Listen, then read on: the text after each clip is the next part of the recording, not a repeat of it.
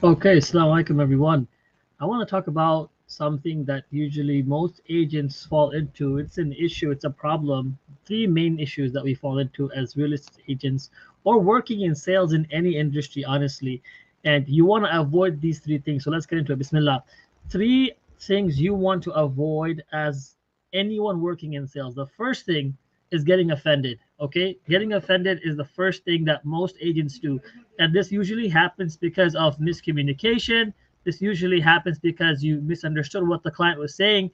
As someone working in sales, you have more knowledge and you have more experience. So when you're working with someone who's your client, who's not as experienced as you are, they're going to be making ridiculous demands. They're going to be making assumptions that you know are incorrect because of your experience. You already know it.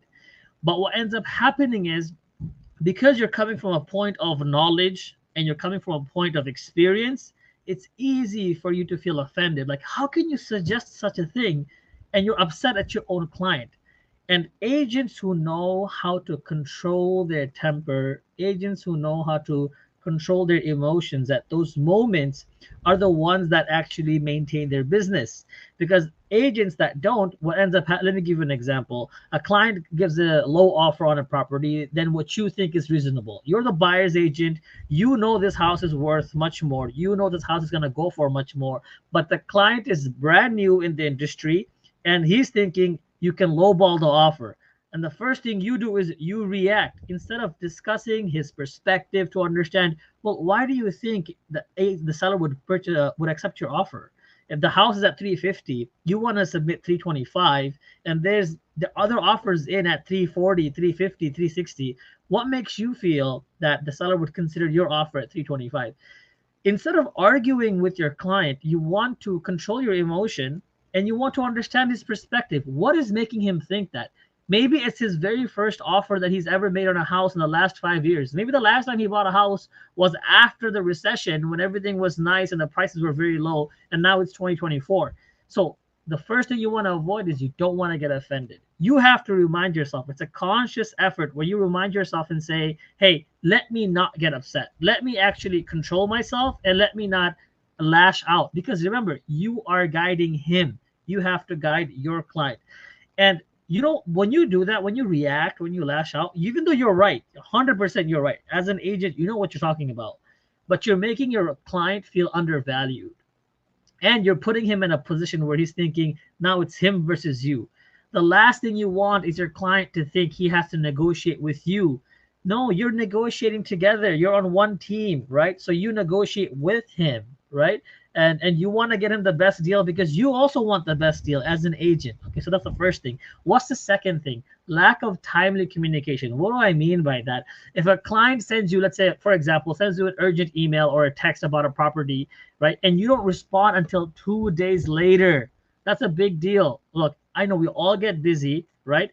And what I recommend is when you do get busy, whether you're working as an agent, whatever you're doing, you just let the client know that you need time to get back to them. So what some people do, and I've noticed this, especially when I work with lenders, it's the worst, right?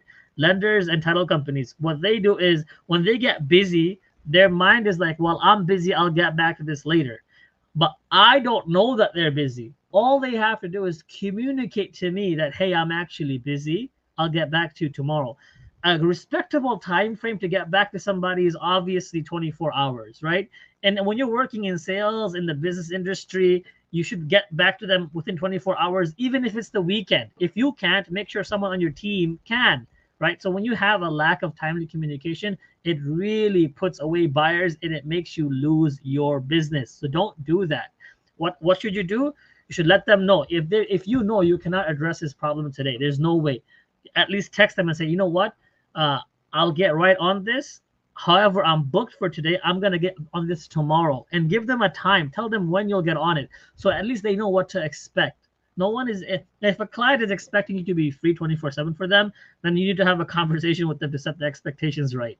And the third thing, this is number one problem, and even though it's number three, these are equally important. Okay, the third thing that makes you lose business is over promising and under delivering. So let me give you an example. You promise a client that you're going to sell that house in 30 days at a high price. 45 days pass, no offers. Obviously, they're going to feel misled, right? You don't promise something that you can't deliver. You promise a client you're going to be there to help them buy a house and they need to move within 2 months. You're like, oh, we'll find you a house. Don't over promise. If you do give that promise, make sure you explain the nuances, make sure you explain the caveats, the contingencies with that. So if I'm promising a client I can sell their house in 30 days, I'm going to say, look, I'm going to sell it in 30 days, but we have to sell it at the market price, not your price, at the market price. Based on the market demand, I can sell it, not based on what you want, right? And that's a true statement. And if they're not okay with that, then you tell them, okay, if you want to try your own price point, it might take us longer than what you think. Are you okay with waiting that time?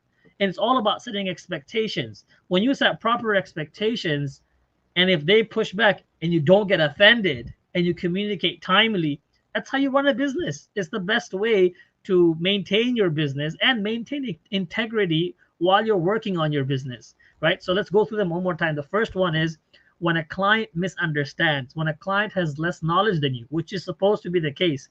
Why would a client come to you if they have more knowledge? And this is a comment to the clients. Why do you think you're working with a real estate agent if you think you know it all? You don't. You need the agent's expertise. You need the agent's knowledge and his background in the field.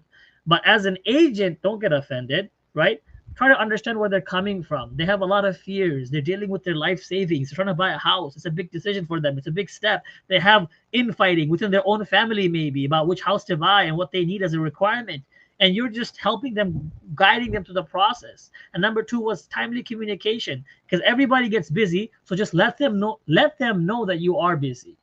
Don't just ignore, don't ghost people, just communicate it, right? And do your best to get on top of it. And the way you do that is you time block. You set time aside where this is the time frame I'm going to communicate all my emails and text messages, Facebook messages, whatever it is. And the last thing is don't overpromise, right? Set right expectations for everybody. And if you can avoid these three things, inshallah, your business will go on, right? And there's more to it, but I want to talk about the three main issues that we run into as agents.